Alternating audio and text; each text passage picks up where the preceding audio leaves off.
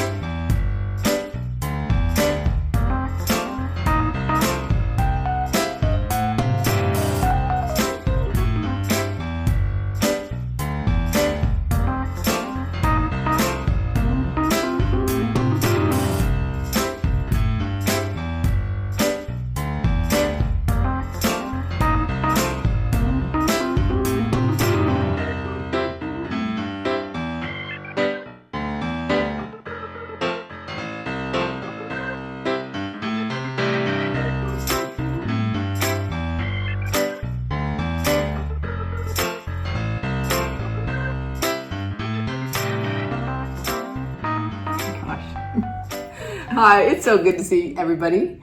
Isn't it so funny how you say that? But I sort of feel that way. I know. It feels like I can't really see you. It's been a long time. It is Sunday, August 24th, and it's been almost 2 months since our last video. I think we filmed on like June 26th.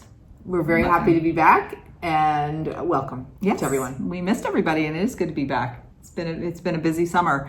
So this episode, everybody, we have a lot. We have a lot of stitching. We have a lot of knitting. We're going to talk about retreat gifts. We're going to talk about color explorations. We're going to talk about shared supplies. And of course, we'll end with our thumbs up. So get your favorite project, get your favorite beverage, put your seatbelt on, and let's go.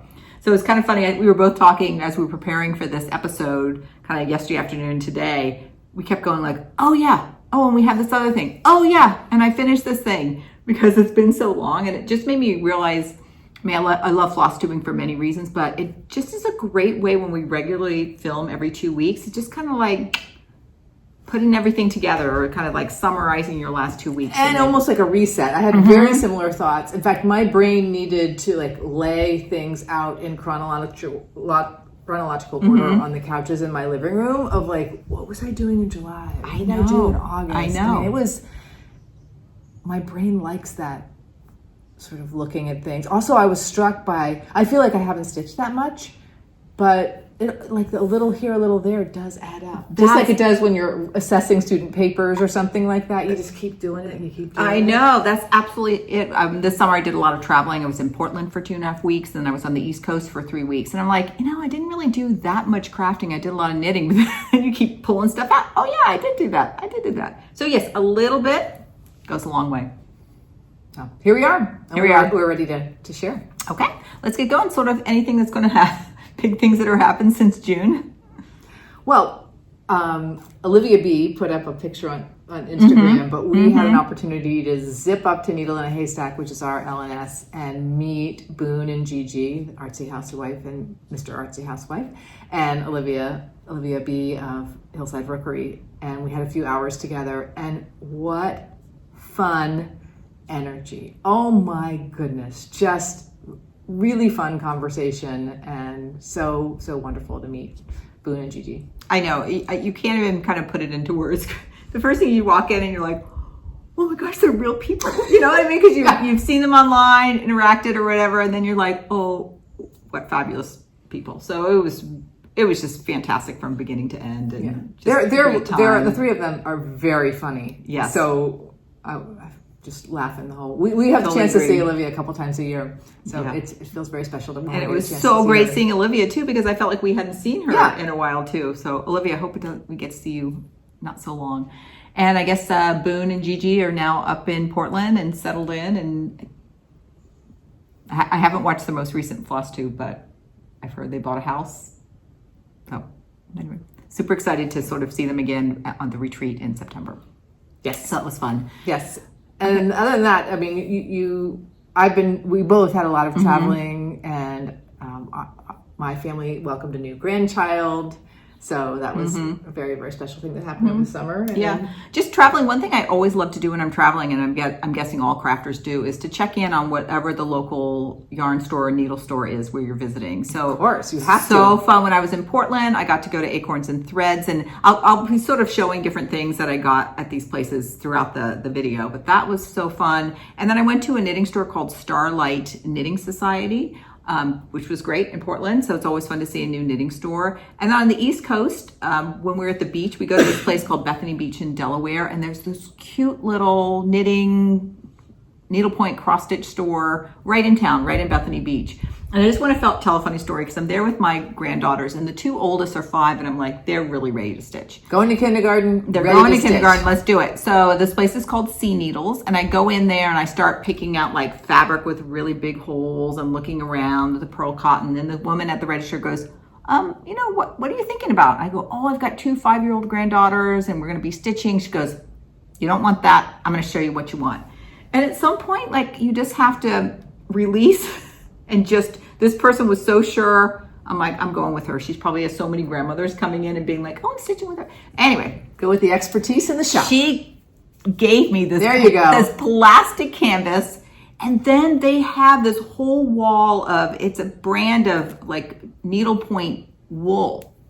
And they're in these long strands, and each strand's like 25 cents. So she goes, tell me your 6 favorite colors. And she just got 6 of these long strands and gave me 2 of these big needles. And I'm like, okay.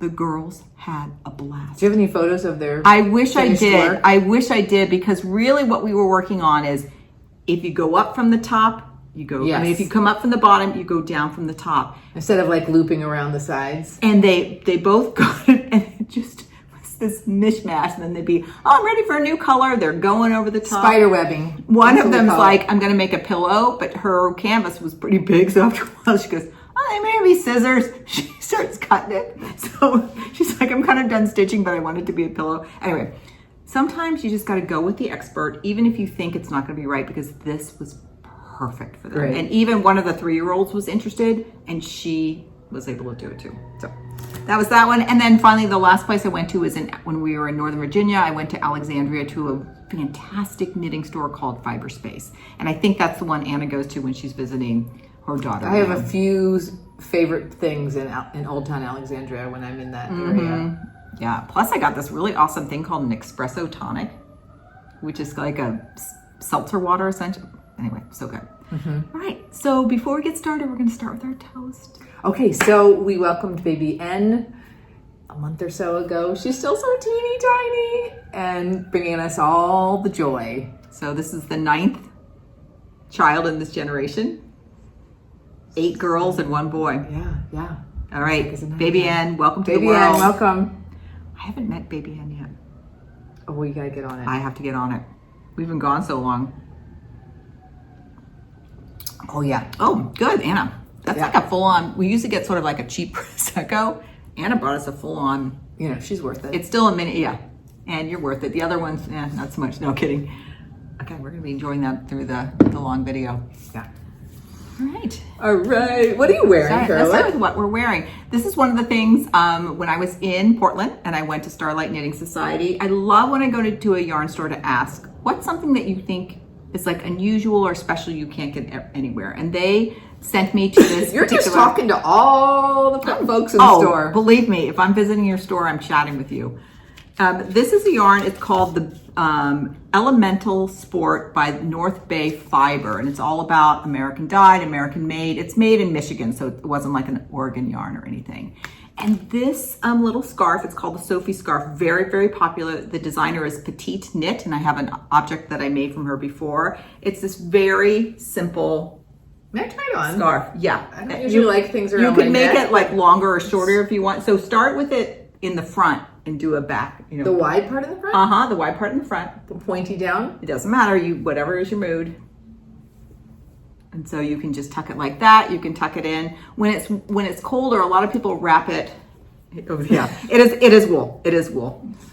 Let me find my pointy. It's very pretty. When it's colder, a lot of people will put it more against their neck and then just do this little chic little tie right there. You can kind of do a little, yeah, and then yeah, you're yeah. off and about. So it's like summertime. I thought, oh, I could just do a little pop of color. It looks good on you.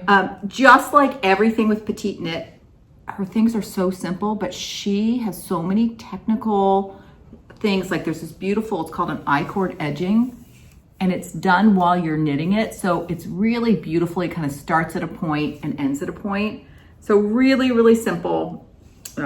Yeah, I noticed that. But it looks really good. I feel like her things look very polished in a way. So I think this is going to be, So when you say simple, easy to follow? No, they're not always simple to knit. I'd say they look seemingly simple. Like when you look at this, you're like, oh, it's just like a little simple scarf, but there'll be a detail or some techniques along the way. Like I'll show you one of my FFOs in a minute. It's going to be a vest that she did, and it was really, I learned so many technical things from her. This one is open here? Oh yeah. So really, really love this yarn. Now I have a big old chunk left. I have to think what else I want to do with it. So that was really fun.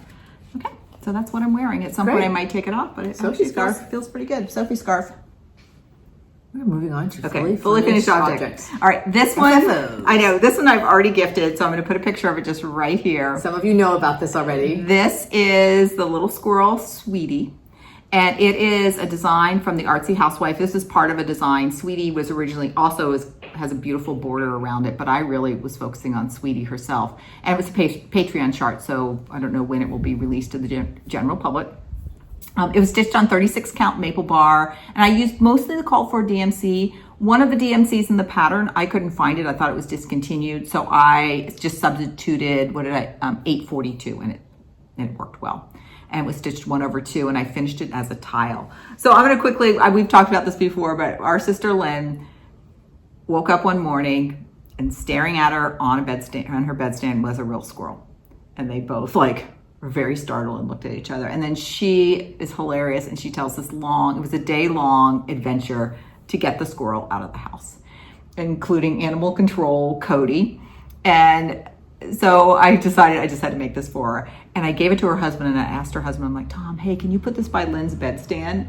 Or would you think it's going to be too traumatic? He goes, oh, it's going to be traumatic, but in all the best ways.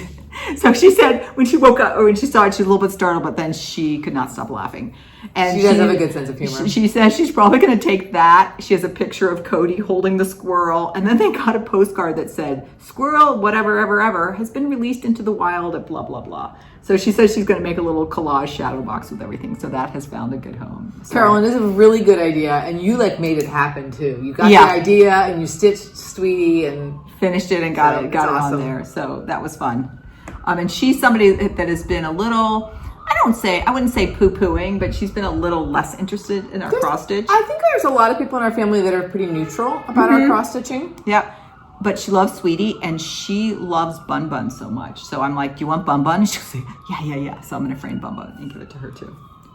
Awesome. Okay, so that's Sweetie by the Artsy Housewife. All right, my first FFO is Blackwater Blooms, and I showed this as a finish, but I've just fully finished it. This is a design by Needlemade Designs, and I stitched it on 56 count maple bar by Cedar River Linen and Design. Can't get enough of maple bar, with Swassofine 2671, which is the lighter of the blacks, according to Carolyn of the Attic.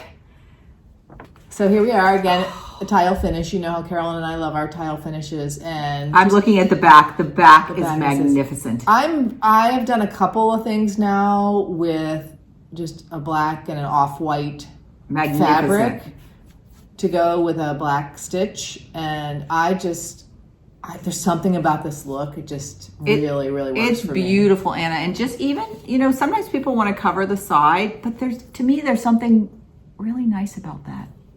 Look at the way you put the bunny right like that. Yeah, that was fun. Those little details are super fun for me. Where am I going to place the bunny?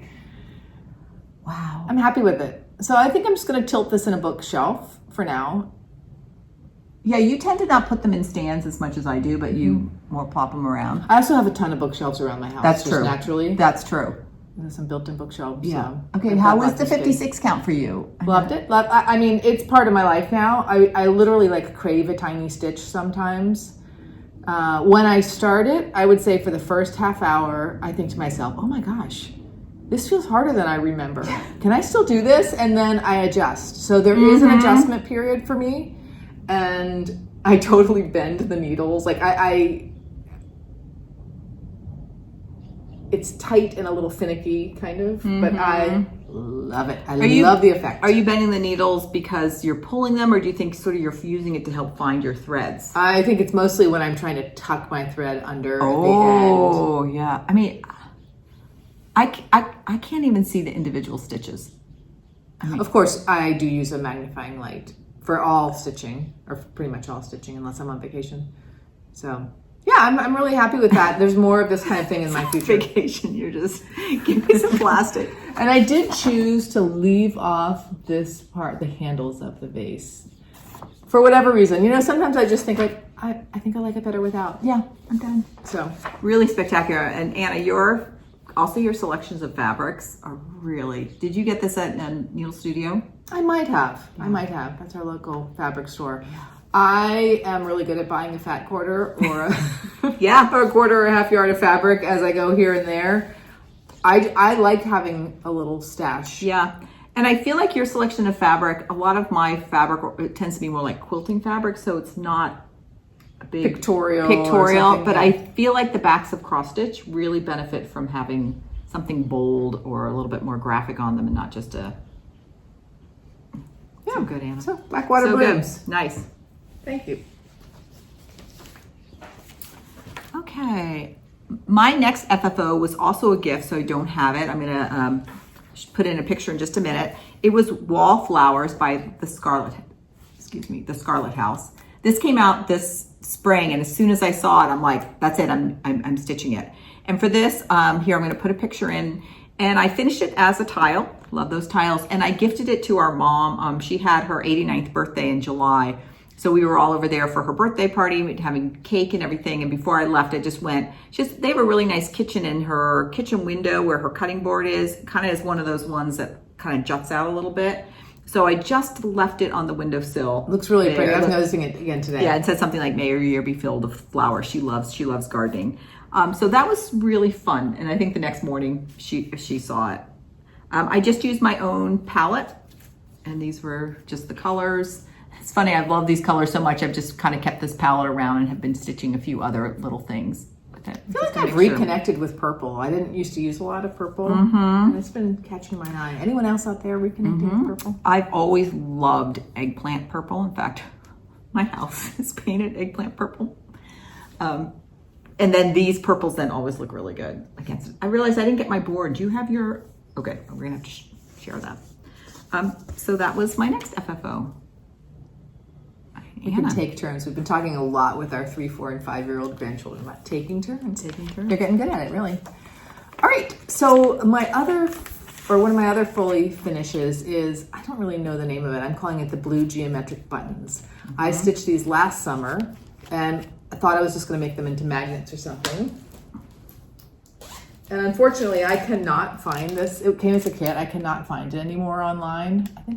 Did you get it from Brooklyn Haberdashery? Yes.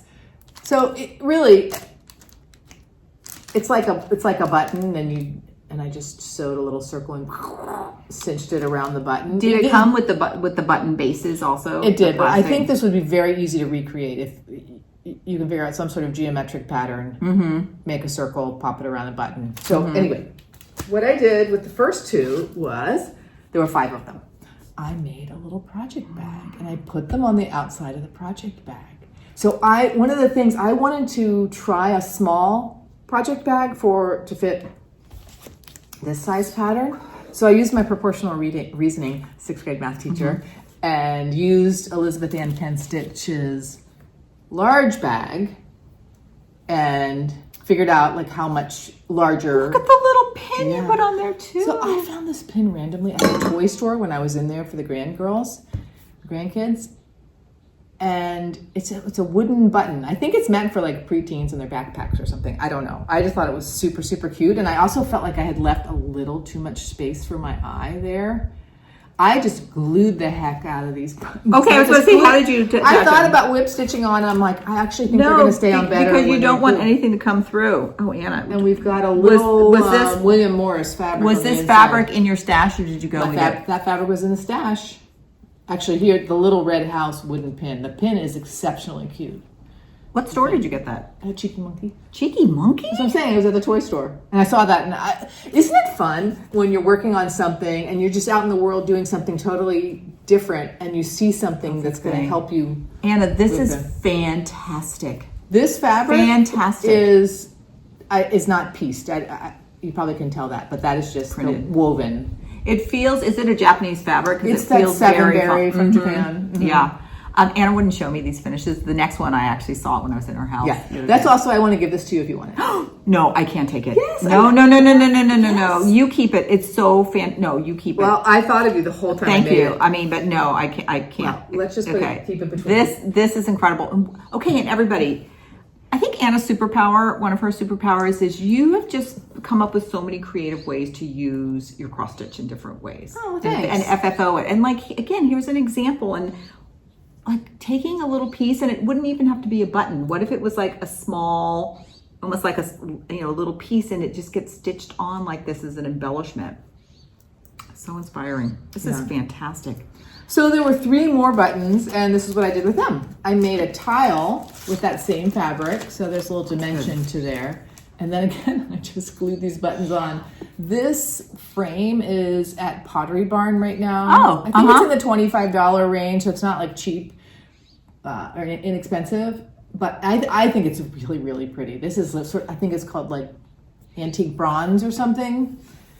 And it comes in gold and silver. It has a nice weight to it. And did you just glue your tile onto the? Yes. Okay. So underneath that is room for a 4x6 photo or 4x5 photo or whatever. And I just glued right on top. Oh, I see. Is there really a photo? Is there like a hole in the mat? So you just covered up the hole in the mat with I thought about covering it with like a neutral linen and then putting it on, but none of the linens we had I felt were quite right, and I'm like, I'm not going to buy linen for that. So I'm really happy with both of these things. I will say about halfway through, I'm like, Anna, what are you doing? Like, you should have just slapped some magnets on the back of these. And put them on the fridge. Just like you said, I think I really enjoy experimenting. Yeah. And I'm happy. I'm happy with both of these. And it's neat that that fabric must have really spoken to you. Definitely. I can't tell what material this frame is. It's not quite wood. It's probably some sort of composite. But it feels heavy. Like sometimes you'll get a frame and you pick it up and you can feel that it's of a cheaper quality. I wasn't sure what I was going to do with this, but as I was working on it, we actually have navy blue couches in our living room. And I was like, oh, this actually looks really good in here. So right now it's sitting in the living room. That's where I saw it. She had it propped up on a little table in her living room when I was zipping by the other day. What a neat way too to do the tile. It makes it look, again, sort of like more modern, kind of floating in there. I know, I'm partial to it. And a great shadow boxes and what's that kind of frame, floating frames. I just like that look a lot. Yeah. And it's nice because it's already, and you can use a ready-made frame, and it really fit nicely proportioned. Did you have your frame first so that you made your tile to fit in the frame? Okay. The frame caught my eye. I had actually looked at Michael's for some shadow boxes. I felt like I couldn't find quite the right size or the right thing, and then I saw these at Pottery Barn. No, it was not Pottery Barn. Crate and Barrel. It was Crate and Barrel. Oh, Crate and Barrel. Okay, good. At the store, or were you like in the home store or online? I was at the store in the home section. Yeah, like where the furniture and stuff is. Oh, yeah. Okay, upstairs. Okay, Anna. Can we just give her a little applause on that? So awesome. I'm like, no, I can't take that. Okay. What's making you feel like you can't take it? It's just really a little bit too special for me to take. I really think it's amazing. I think you should keep it and use it. Keep it and use it for a while and then see. Because it's not like I don't like it or anything. It's just it's almost too beautiful. Okay, our next FFO. Come on, girls, we're going. This I finished, well, essentially finished the Lulu. It's called the Lulu Slipover. Here's a picture from the pattern. And this is, again, designed by PetiteKnit. And I still need to go pick out my buttons. Let me see if I can stand up. So it's a vest. And there are buttons right here that will close that up. And you saw that in the photo, how the armhole will go. And what kind of shirt are you going to wear underneath there? Okay, I'm going to wear a tight, I have a couple tight fitting, like almost like t-shirts that I typically will wear under a sweater. But I'm going to wear, I feel like this is, I don't like to wear things super tight, but I don't mind. I think this will cover things, but then the arms will feel tight. Yeah. And if you kind of like glance in the side hole, it'll be kind of tight, but in a and face peek. Your treat. Oh my gosh. I feel like it'll be age appropriate. Let's put it that way, age appropriate. Or something you feel comfortable with. I love knitting this so much. And this is the same thing as the same designer as did my little scarf. Like all the little details, these bands where the buttons are going to go, they're two-sided. You do this technique called double knitting. Cool. Everything, the bind off and the cast on was different. So I've learned, and I feel like I'm I'd say I'm an expert knitter, but I learned several new techniques, and I've used these techniques on other projects. So that always feels really good. So while we were gone, I got an email from Needle Studio that they've gotten a new shipment of buttons and have a lot of new buttons. So I'm going to go in and check out, hopefully next week, buttons for this. Because it's definitely, you can feel it's definitely wool. I'm not going to wear this probably till September or October. But it's knit with a yarn called Acadia from the Fiber Company. And the colorway is Mount Mica. And it's merino wool, baby alpaca, and some silk to it. And I knit a size medium, which is the 4th size in the pattern. And I used the drape is really pretty. It's like one of those things, once you block it, it's going to be really flowy. And I think the length, I think everything about it, I think the fit's going to be really good. And it's going to have that sort of flowy feel over my very tight t-shirt for that. Your jeans and some good fall sneakers. Clogs. Yeah, clogs. I'm a sneakers person. I need to order, I think last year I had contacted the young girls and be like, where do I get the good the t-shirts? And I got in a black, a gray, and like another color. I think this year I'm going to go for like a white or a cream. I think would look good with this. Yes, I'd agree. All right, that's the Lulu Slipover. When she says the young girls, we have a lot of people in their 30s, and we ask them for our fashion advice. Our Gen 3 ladies. Oh, goodness. Okay, next. Oh, I'm up again. You can see I did a lot of knitting. The next thing I did was one of the things I love knitting with people, I got into knitting baby hats. I have a lot of new great nieces and nephews on both sides of the family, and you really do. Mm-hmm, yeah, we've had a lot of. I have a lot of catching up to do. I think we've had four babies in like 4 months for that. I use this pattern. I'm gonna put a picture of the pattern. It's called the Blue Cloud Beanie, and it was a free pattern, which is great. Which is essentially a 2x2 rib. I've knit another one, but I've since given it to the recipient. This is for Anna's new granddaughter, Anne. Come on, is there anything cuter than this? I feel a little bit on camera like I do with 56 count. It's hard to really show how small this is and how exceptionally cute it is. I made it to fit like maybe like a 3-month-old because I figured here they won't wear them till September, October. And I casted on one for her 2-year-old sister, and I'm going to reverse the colors. So 2-year-old sister will have the dark on the flap and then the light on the top. They'll be ready for park. Yeah. This yarn I got from the Sea Needles in Bethany Beach. They have a good selection of yarn, and it's Cedar Cashmere Merino Silk.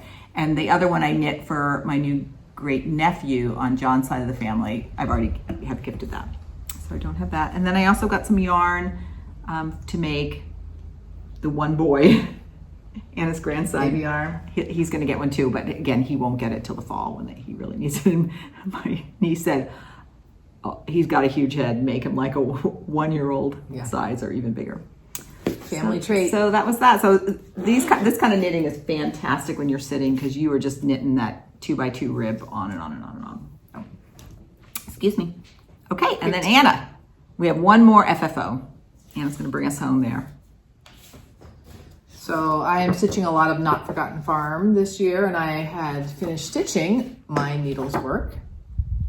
I'm doing a lot of the Notforgotten Farm pieces on 40 count parchment by Weekstars with the call Do you just for finding like the DMCs. colors just look good on that? And it's something recommended by Notforgotten Farm sometimes. I was hoping this summer we were going to be able to go to her farm when we were back east, but just we another never time. really overlapped. It did not work. So I stitched this on a little scrap of fabric, and then I decided I wanted to hem stitch it, and I didn't quite have enough border to do the tuck under that Jacob recommends, but I was like, well, I'm just going to do it a little smaller. And because it's such a small piece, I don't think it looks disproportionate or anything. I think it looks fine. So now what to do with it? Like, piece of me just wants to take like 2 thumbtacks and like, tack it up on the wall or something. Yeah. Something casual I like think that would look great. I really want to get to the point where I have the muscle memory for hem stitch where I'm not like looking at each step and double checking myself. Like when I started this, I was like, I had a hard time figuring out which direction I was going in and how to start. So I actually think this is a good width. I think if you'd made it wider, it would have looked a little odd. Oh, great. I mean, odd's not quite the right word, but this looks proportionally correct. It was this, DMC. You could use that as a little coaster. Lots of, I like all the neutrals that Notforgotten Farm Lori puts in her patterns. I do want to make this I want to stitch this again in purples and turquoises too. So pretty. I feel like we're having a hard time focusing. Especially with these Notforgotten Farm pieces that I'm making this year, I want to try to fully finish all of them by the end of the year. So I have my I'll show you my collection in December, okay, everybody, or January. It would be kind of fun because you've been focusing on Notforgotten Farm. I've been focusing on the Artsy Housewife. It would be nice if we did like a little show. You know, like, actually, okay, I'm saying that You told me I laughing. had to write a thesis on Notforgotten Farm by the end of the year. I think that could be kind of fun. Is having, maybe at the end of the year, we'll have a special video that's like, we'll have a show for you for Notforgotten Farm with some closing remarks. And I'll We do might pick a the different artsy- word besides show, but I get the gist of what you're saying. Yeah, I think it's a show. Come on, Exhibition. Exhibition. There we go. Exhibition. And by show, I don't mean like we're not going to be singing and dancing. I mean like an art show. Or it might be. Right? It's like an exhibition of this year's work. Yeah. I have so many Notforgotten Farm patterns. I bought a bunch at the beginning of the year. Haven't even begun to put a dent in it, but I've just loved every single Do you one. think you'll do something different next year, or will you keep going? I have a different idea for next year, Okay. which is not a designer focus. It's a little bit of a different emphasis. It's been fun having a theme though for the year, hasn't it? I'm enjoying it. I feel like this is probably what you and I are going to do. Like last year I tried Whipco for the first time. Yeah. And that was really fun. And I was like, I really want to like dig into something this year. So we'll see what happens each year. Great. Okay. We're going to move on to finished objects. I did a lot of knitting. Oh my gosh. I know. So it's called I'm going to put a pattern. Oh, I don't know if I have a pattern picture. I'll just put it here. This is called Anchor's Jacket, and it's also by PetiteKnit. It's funny how I'm like really into this knit designer. Yeah. And here's just a photo of her cardigan. This is the 3rd time I've knit it. I've knit it for this granddaughter that's getting this one. I knit it for a local granddaughter, and then the 3rd one. I love for kids yoke cardigans because I feel like yoke cardigans, you can button the 3 top buttons and they just stay on. They have a lot of movement in your arms. A big favor. When I was visiting them in February, I knew I was going to knit her a sweater. I said, what color do you want? She said, I want a dark pinky red. And they have a local yarn store. It's called the Endless Skein in Cold Springs, New York. And I had picked this Madeline Tosh light, and I brought it back home and showed her, and she's like, that's perfect. So, and she still liked the color when I was knitting this in August. I held it double. So it was fun. I wanted to knit it around her when I was with her this summer. So first of all, she would see the process of knitting, and she was so cooperative. She tried it on every single time I asked her. She was like right there, ready to try it on. So it's shorter. It's probably almost like 2 inches shorter than in the pattern, but that's the way she liked it. And I could get the arms to be at the right place. And I still have to weave my ends in and block it and get my buttons, but the knitting is all done. Well, does it look cropped on her, or is it to her waist? It's to her waist. It's kind of like it's to her waist. It does not look cropped, but it's not a long sweater. She kind of likes them right there because in New York they wear them like every day inside. Like this one feels a little heavier than some of the sweaters she's gotten before, so I'll have to see how she likes it. This sweater is designed, if you look at the yoke pattern there. Now for two of them, here it is on the inside, but I put that on the inside because I liked the texture that the wrong side gave. So this is the second time I've put that wrong side on the outside.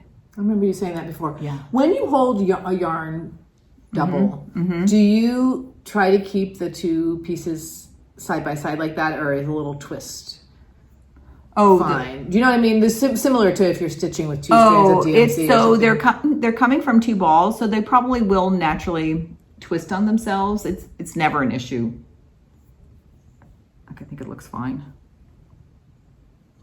And I love this because this yarn is a sort of a tone on tone yarn. It's really pretty. And I like holding two together because then they never start to pool. It just really starts to look like tone on tone color. Yes, yes, yes. So again, petite knits. I'm cute, really Carolyn. digging her right now. I love these cardigans, and this will get finished and sent out to her probably in September. It's sweet the way how much she wears your sweaters. They both do. Yeah. And again, their climate, it's perfect for a sweater, and they like their Gramsci sweaters. Of course. Of course. Okay, we have one more finish. The other one is another Notforgotten Farm.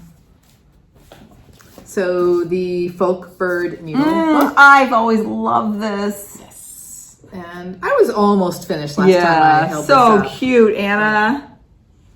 There it is. So now I just need to figure out how I want to make a needle book. There are some directions about how to make a needle book in here, which will work. So you are going to do a full-on needle book. I am. Good. I don't have a needle book, do I? I don't think so.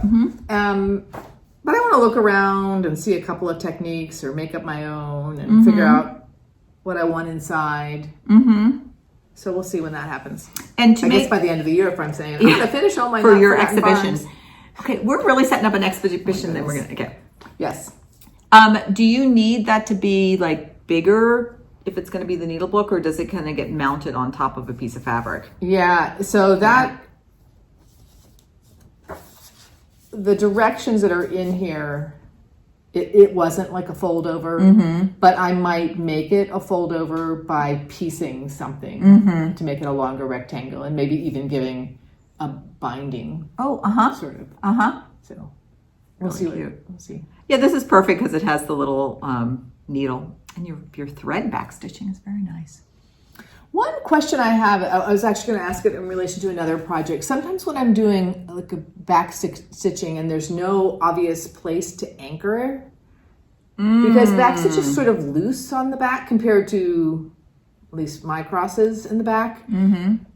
Oh, I know, it was for the Frisian Smalls, the Jacob project. There's a bunch of curly hues.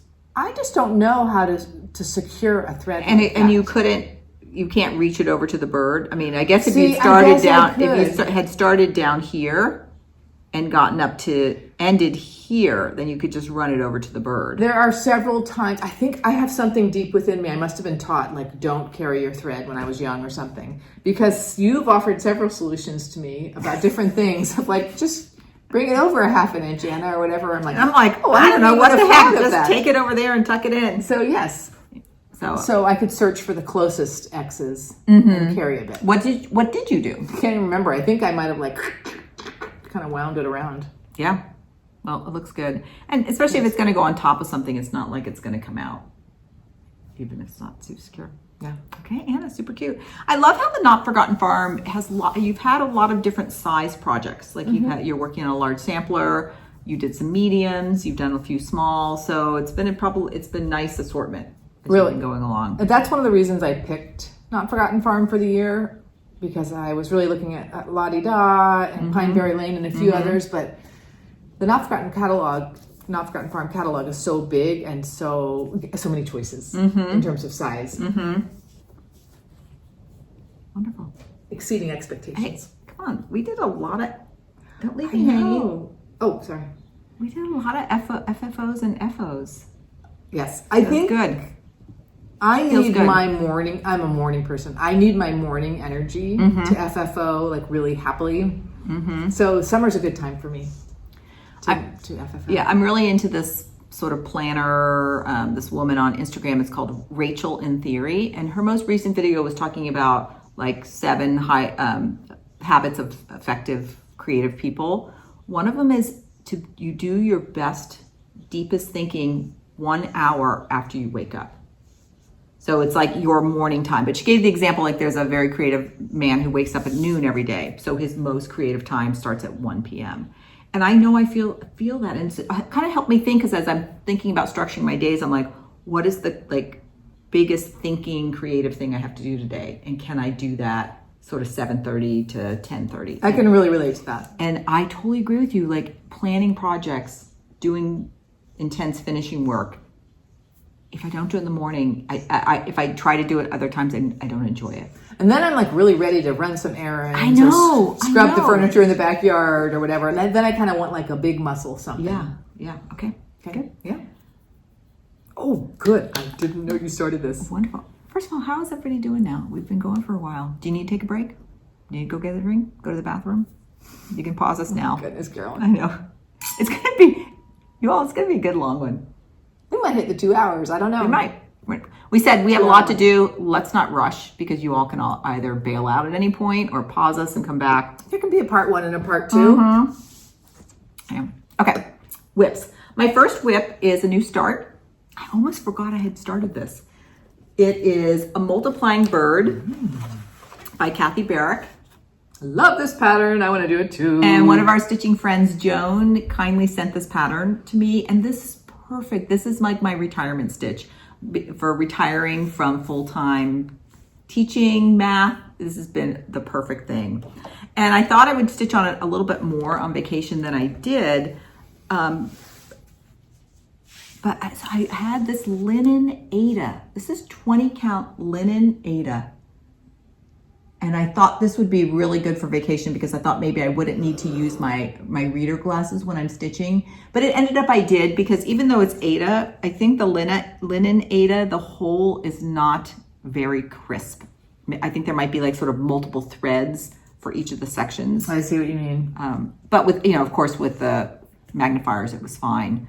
And it was a good vacation stitch in like getting the triangles going or across. Are you using the call for colors? Did you say that? I'm using pretty much the call for colors in the MPIs. There are a few MPIs we didn't have, and when we went up to Needle in a Haystack, they were out. So I have a couple of the DMC substitutions in here, but it's primarily MPIs. It's very muted colorway palette. Oh.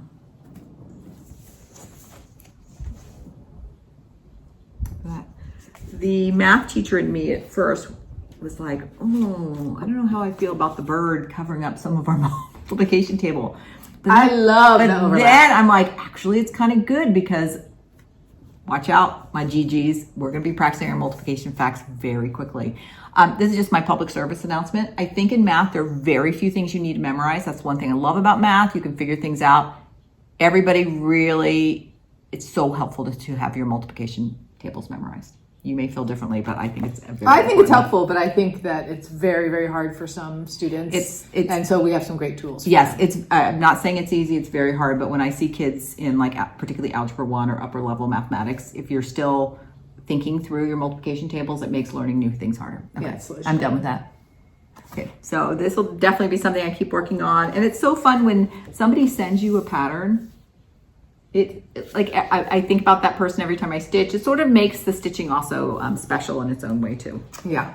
So, and she sent us like a little card, and it's all in there. So that's a multiplying bird. I didn't know birds multiply, but they do. Anything else I wanted to say? No? Okay. I have a new start to show first. It's the Black Rooster 1811 sampler, which is the mystery cell that's being hosted by, I practice how to say this. Swati Day. I think it's Sudi Day. Sudi Day? Sudi Day? Sudi Day. I went to some of her videos. That's what I like to do. I go to a video and hear someone say their own name or say the name of their own company. I struggle with it sometimes to remember how to pronounce things correctly. Anyway, super fun. So what happens is, if you don't know already, on Saturday morning, the next little part of the sampler is on the website. Every week? Into the middle of September. And it's free. It's just so generous. And it's been very fun. So I'm stitching mine on 40 Count London Fog by Roxy Floss Co.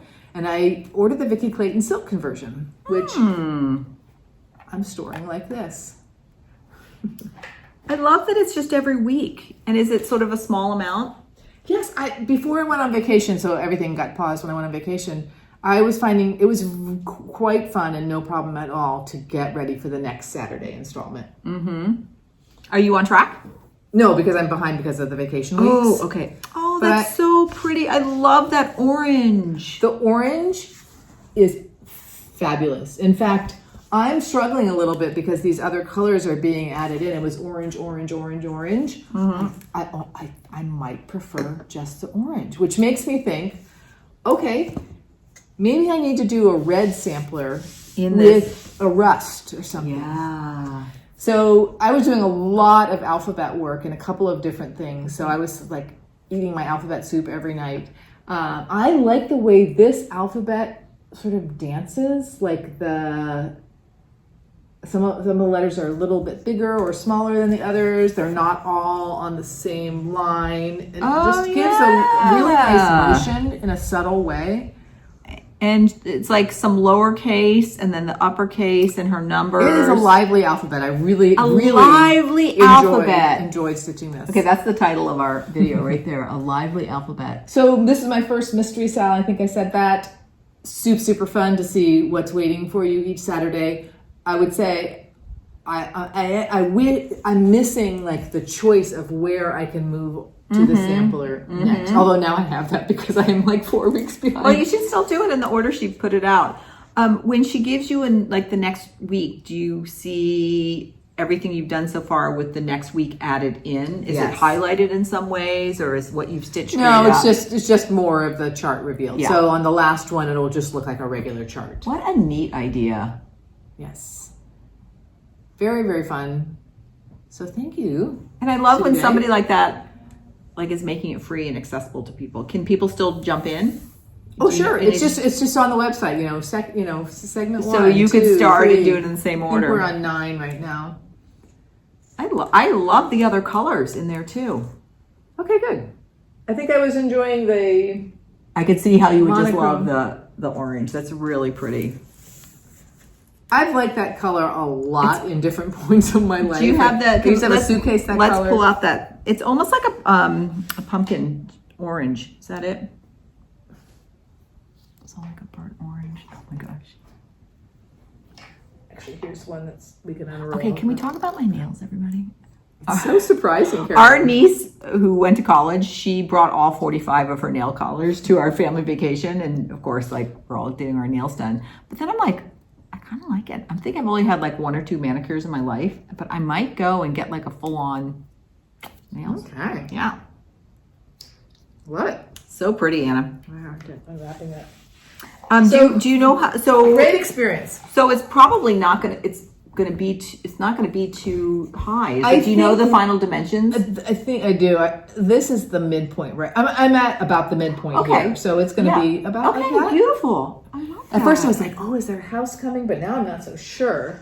I remember you talking about this, and I was like, oh, that'd be fun. But it was just sort of my point in my stitching. I'm like, I can't do anything new. I'm not ready to jump into a new project. On 40 count, it's going to be 11 by 6. So only 6 inches. Beautiful. Yeah. This would look really pretty in a shadow box. Nice, Anna. We'll see what happens. Yeah. Okay. That's your black rooster 18. And the black rooster is actually a very dark brown rooster, which surprised me. Okay, my next one. Oh, I can't wait to see what you've done on this. My next one is a celebration and a sorrow. Oh. I know. Uh-oh. Let's talk celebration though. Okay. This is Flora by the Artsy Housewife. And I got her Roxy Floss. It was called for Roxy Floss. I got that, and along with the suggested linen from Roxy Floss. And that was Biscuit. And I'm stitching it on 36 count. Okay, and here she is. Hello, darling. Hello, darling. Okay. I can't even begin to guess what you're about to say. Okay, my celebration, first of all, I say this every time. I love the Artsy Housewife designs. We have these realistic animals. We have this organic, then we have this bold border. It's just, there's always something that you feel like stitching on it. And then Anna has been coming up with these really great of what the animals are saying. I continue to love the expertise, the color expertise that Gigi has. And I want to give you an example. Somebody had messaged me on Instagram and she said, oh, I've ordered the floss, but I think I got different colors than you did. She goes, I didn't get a white, I got a light green. And I'm like, no, they're white. What reads white is this, it's called Fresh Air, and it's this beautiful, very light green. And I think when you look at it on this, it reads white. I see what you mean. But it reads as not a shocking white. You know how white can sometimes feel too shocking? So it's really, if we think about it, our whites do have colors in them. The ones that are not just pure white. And here, because there is a whole green family, it has a little bit of green in it. So when you look at all the greens in this chart, see if I can get this. Waiting. Okay.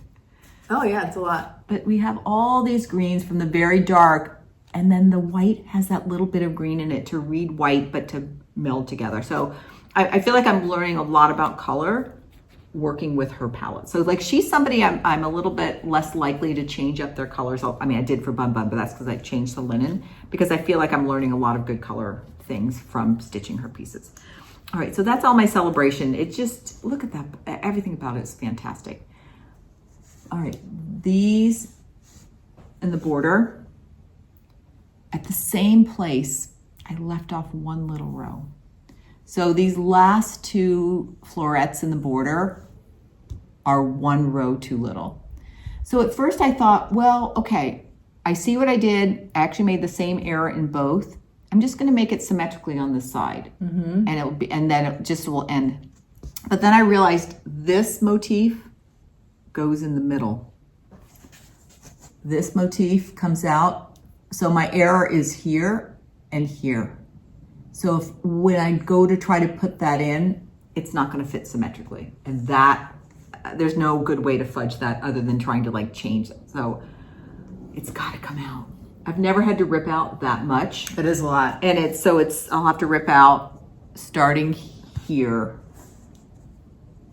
down, just the border. All of this is fine. So I've been ignoring this and really working on Flora. And you want me to do it for you? No, I don't, but thank you. But I just realized because it's so dense, I'm just gonna do, every time I pick it up to stitch, I'm gonna rip out a little bit. I'm not gonna try to rush it or try to do it in one sitting, because you know how sometimes you get going and then I would never wanna rip the linen. And I think I have to think back and sort of rip it out in the reverse order of what I stitched it. And I know how I stitched that. So I'm just gonna keep going. I'm gonna keep going on Flora. I'm gonna keep going on this part of the border, but every day when I sit out, maybe I'll set a timer for myself and I'll be like, spend 5 minutes ripping out. Okay, keep going. Go for 10. Let's go 8. So, you know, your first instinct is just like, oh. First I'm like, oh, it's okay. I'll work around it. I'll make it symmetrical. And then I realize, that's not going to work. Then I'm like, do I just put it away? I'm like, no, you got to fix it first. So, okay. I can live with that. I can do it. But I'm going to be careful. I'm going to do it slowly. All right, that's Flora by the Artsy Housewife. Great. I did some stitching on Quaker Christmas Sampler, which is in my Evertote bag. This fabric would look great on the back of the black and whites. It would. I kept thinking that was fabric you had bought. And I am participating in the SAL that's hosted by Annie of XO Needle in the Hay XO. And I would say from the very beginning, I'm more or less following the Sal. Like, again, it feels like this little surprise, this little present from Annie when she suggests the next little chunk. And then I kind of work in the vicinity of what she suggested. I'm a little, like, I haven't done the last you're one, getting stuff done, Anna. It's so you say you're pretty much caught up except for the last? I'm not, I don't know if I can say I'm pretty much caught up, but I'm not overwhelmingly. Yeah, you've done a lot. Yeah, so I think we can pop in a photo of where I was before.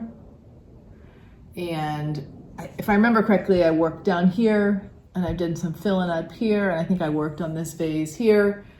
It's funny because I love that one. I know, it's so pretty. The colors in that are so the pretty. Blue and green. Uh-huh. All along, I've been thinking I'm going to do a sort of soft finish, sort of banner-like thing. But then Sherry of Colorado Cross Stitcher in her last floss tube held hers up framed. Oh, I don't know. It's fun for me to think about. How am I going to finish this? How am I going to fully finish this? And did it look? I'm not sure. I'm not sure what I'm going to do. I have appreciated the elongated rectangle from the very beginning, which is why I like that Kathy Barrick Santa. What's that one called? North Pole. North Pole. Oh my gosh, Anna, I'm so glad you changed your fabric. I am too. Look at how those whites. Look at that. It's so visible. It's been a really enjoyable stitch. So pretty. Is this the Christmas Quaker? Yes. Okay, there's the other one I want to.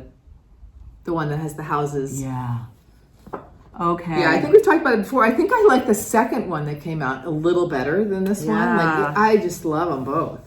You're just, and I love, so I'm starting to really see it. Mine is going to end. I'm not going to put the words in, so I'm not going to put the piece in underneath here, and I'm not going to put in the Merry Christmas at the top. Would you maybe do like your initials and a date at the bottom and your mark? Well, I'm going to have some spaces in the interior and at the top of the bottom. And the bottom, I should have enough linen to mess around a little bit. I don't know yet. Those spaces are either going to get something like you suggested, or a few extra snowflakes or trees or something. Or another little bird or something. When you're thinking about pulling out motifs, the colors, I love this so much. I do too. Oh, you're at the bottom there. Yes. So this last Quaker at the top, this one, is what is being suggested in the last installment, which is above this. So I have a lot of trees and snowflakes and some filling out of these Quakers. That's a pretty motif. Oh yeah, that's going to be so fun. We're talking about this one at the top. It'd be very fun. So sometimes I wonder if stitching Quakers, you either love it or it's not your cup of tea, because I love stitching Quakers so much. But I heard somebody recently be like, "That's the one and only Quaker I'm ever going to do." Anna, beautiful. Thanks. It's been fun. Yeah, the colors on this fabric works so well. Which fabric? Wheat, I think. Oh, it was at the call for? Did you try something else and then you went for the call for? Yeah.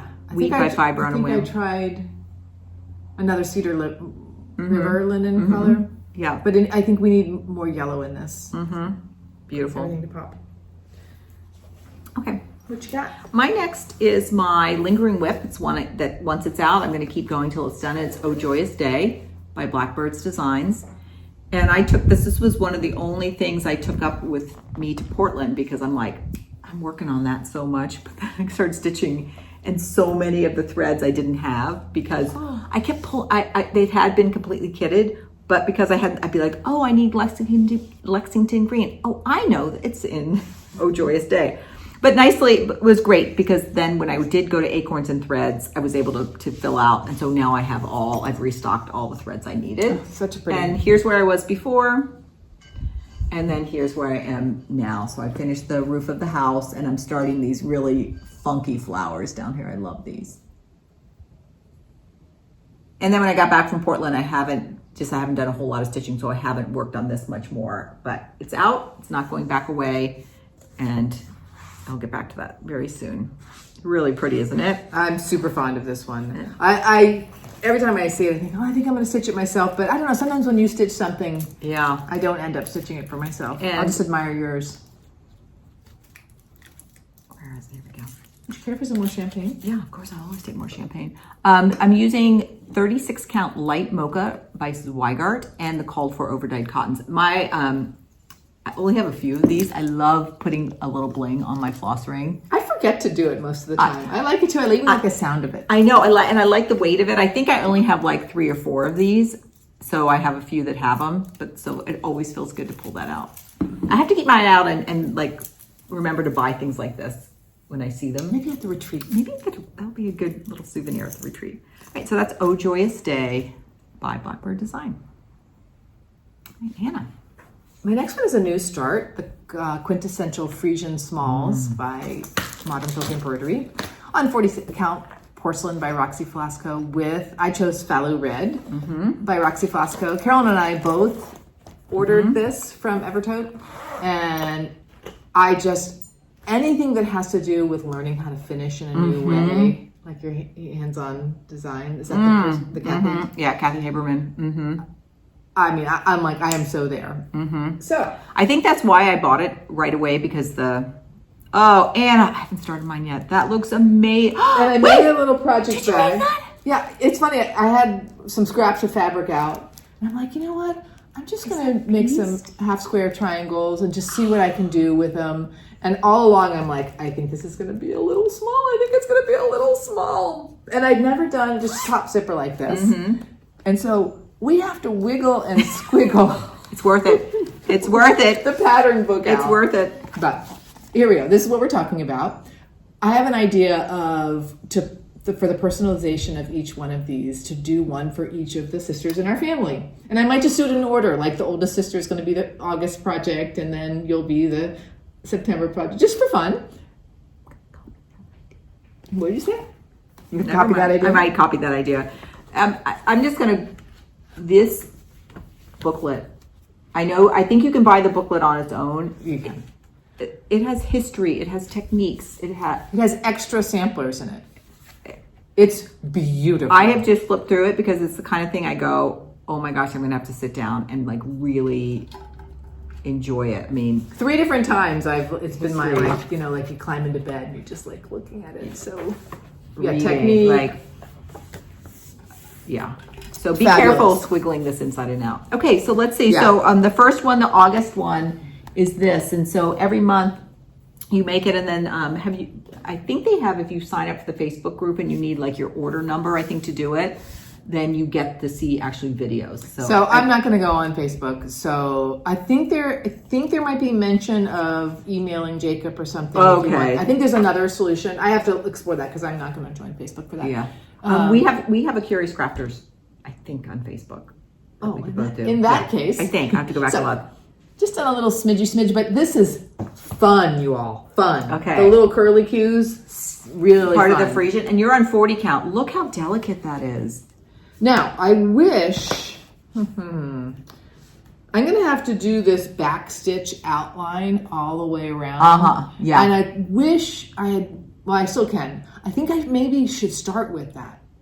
I couldn't decide whether to start with the motif and then do the outlining, or... I would do the outlining at the end. Oh, really? And the Okay, reason good. I'm saying that is that, like, you don't have to worry about being where you need to be with the outlining, like counting from the outlining to the stitch. What does he suggest? Well, that would be a good thing to look. Because I know when I did it with... Oh, once finished, stitch a back stitch around your design. Yeah. Here is a picture that maybe shows what I'm talking about. There's going to be like some outlining around the piece that you pick up those threads. And I to think close it this up. finishing is going to be what I did on the Kathy Haberman. Very similar, if not bee's the knees, same. sort of little 3-dimensional pillow. All right, this is on my list to start. I can't wait. All right, you did the same thing. You get a beautiful cut of linen, and then they show you, if you want to be really economical, how to cut it so that you actually have about half your linen left. But I'm like, I'm not going to measure. I'm just going to. I don't care if I use my whole linen for this. I'm going to stitch, cut it out, stitch. Yeah. I was in summer mode, so for me it was sort of fun to figure out how to divide it according to how wide the stitches But you didn't. are. Oh, I put you the put basting stitches. Oh, in. you put a little mark in there. Mm-hmm. Oh, you put basting stitches For this first one. Oh man, yeah. We'll see. I must admit that I know that if I messed up, it's like, Wait a whatever, I'll minute. just drop Why it. is it here? Does it go this way, or is that? I mean, it's gonna be. Oh, that's gonna be that. It's tiny. Yeah. So cute. Okay, way out here. I love that people hold stuff up. We don't really hold stuff like this very often, Anna. Let me see what it looks like. This is some pretty linen. I know. We need to do that more often. Be like, but it's pretty far away. Yeah. But I like that you're thinking of new things all the time, Carolyn. Thank you. All right, you got some more knitting for us. I do. Okay. My next new start was I finished the one cardigan for the oldest sister, and now I'm making the fall cardigan for the younger sister. And the younger sister, she's 3, and she just has a zest for life. Okay. Like one example, we're on vacation, it's pouring rain, but it's warm rain. And the little ones just want to go run out in the rain and in the mud and the puddles. And she has on this like ballerina dress, but she is out there in the mud rolling around. She is just a character. So I came across this pattern. It's called the Sinister Kittigan. And it's a color work yoke cardigan with a yoke are these little cats. And everybody in our extended family loves Totoro. If you haven't seen the movie Totoro, I highly, no matter what your age is, watch it. But the cats also look a little bit like little Totoros. So this child wanted purple. So when I went to the fiber space in Alexandria, Virginia, I was able to get her yarn for this. And then I was with her for another week. We were with them for a total of 3 weeks. So she saw me start it and she okayed her colors. So she now knows her cardigan's getting made too. So these are my 3 colors. I have Anna, can you hold the pattern up? So the light purple is being used where the gold is in the sweater. The dark purple is for the body of the sweater. And then our kitties are gonna be in the gold. And I'm just right now, this is kind of a cool, I've done sweaters like this before. It's gonna be a cardigan, but you knit it as one piece, and then there's a spot, it's called steeking, where you cut it open when you're done. And you just do that because it's easier to work color round, work in the round. So you can see my kittens are starting to come in. But after you steek, won't some of the kitties? Well, there are no kitties in because there's going to be a border. There's also, can you see these stitches right here? Okay. That's kind of hard to see, but so the designer has it's planned done. for the Right. steeking. Right. So I have 7 extra stitches here that are not part of the sweater, not part of the design. They're going to be where I reinforce and cut it, and then you put bands around it. Mm-hmm. So we've got her neckline and working on it. I'm working in a very intense time talking about, this is a morning stitch right now because each round uses all 3 colors. And so your yarn management, and you have to like catch your threads if it goes too long. So because you have these little like triangular parts of your. I have about it's a total of 5 rounds that have all 3 colors, and then it's a little bit still tricky color work. So I'm in the thinking part right now. But then once that color work is done, it'll just be dark purple all the way down. You can start to imagine. You can start to see them little popping ears. out. So I think it's super cute. It's really cute. And I should say the designer for this is Marna Gilligan. Really, really, she has a great sense of humor. She has one that's called the Sinister Cattigan for adults. And I guess it was so popular, that's why she made the Kittigan for children for that. Clever. And the yarn I'm using, it's a very nice yarn, but granddaughters. It's knit by Julie Asselin, and it's called Lizure Fingering. She's French-Canadian, and it is merino and silk, but you can machine wash it. So that's good. Okay, so that's the Sinister. Hopefully our Sinister kittens will be there the next time you see it. All right. That's going to be fun to watch grow. I have another new start, Fractured Dove. Which is a pattern that when Carolyn and I went to the attic a little over a year ago, got it there by 3 Sheep Studio. And I remember Jean in a FlossTube, Jean Lee held up that she had started this in a similar colorway to this. I chose a different colorway. So I'm stitching this on 55 vintage cedar plank by Lakeside with Swasserfine 2625, which might be hard to read. It's an eggplant purple. Oh, it is an eggplant purple. Would you call it eggplant? Yes, but a lot of brown in it. Beautiful, Anna. This is how it's looking so far. the 56 count, so it's going to be tiny. So I actually texted you about this. I don't know if you remember. It was weeks ago because I don't know if it looks a little dreary, my color combination. So I figure I can sort of fix that with maybe a trim or something when I make it into a pillow or a tile. Dreary is not the right word. I mean, it's not bright colors. Yeah. But I don't think it looks dreary in this fabric. I don't know. So like, it's gonna look good in a fall bowl. Yeah. Because your fabric too has a little bit of purple in it. Right. Undertones. It feels atmospheric. Wait, I don't know what that means. I don't know. Like, I don't know either. It just feels like the right thing to say. You know, like I feel like it's a fall afternoon, like not a blue sky fall afternoon, but okay, cloudy. I'm with you. Moody. It's a little moody. Moody, atmospheric. So it almost makes me immediately say, I want to stitch it again with white stitches, but I think I'll get that out of my system. Those Christmas ones on red fabric that Shakespeare's Peddler or Kitten Stitcher, I have those kitted up. So that would be I'll get my white stitching. But it is an interesting thing. Like, this would be another fun color exploration. Is how do you change the mood of a piece just based on the colors you did? And sort of fewer elements to think about. But because it's only one color, you'd be like, okay, what would it be like on a very clean, pure linen? Like, that doesn't have to be white, with a very clean, like not a muted color, like, or magenta, or I don't know. It would be it would just different linen thread combinations. Yeah. So I really, really like working on these kinds of pieces. Let's hold it up like that. One color. See if we get good. Maybe you can see how small it is in that. Yeah. Whoa. I started this as a possible small for the Smalls Exchange for the Pacific Northwest Stitch Summit. But then when we got an email about the Smalls Exchange, this is bigger than the suggested size. And I just was wondering about the etiquette of that. Like, could I still just say, like, well, I'm just enjoying this. This is what I'm going to do for my Smalls Exchange. Or I have another idea, which I think I'm actually going to start tonight. I better get started, right? Of something that is right in the range. Yeah. And it's a fall piece that I've always wanted to stitch. I would say the only etiquette for keeping it in is that people could start to escalate. Because then someone said, oh, the one I got last year was amazing. It's a little bit bigger. Maybe I should be making mine a little bit bigger. So I think until we're more accustomed, I think staying within the guidelines would be important to start. Yeah, and that's pretty much what I had decided. Like, stick to the guidelines until you learn more. Yeah, great. Beautiful, Anna. Fractor Dove. Fractor Dove. Great. And then you have our last whip. Oh.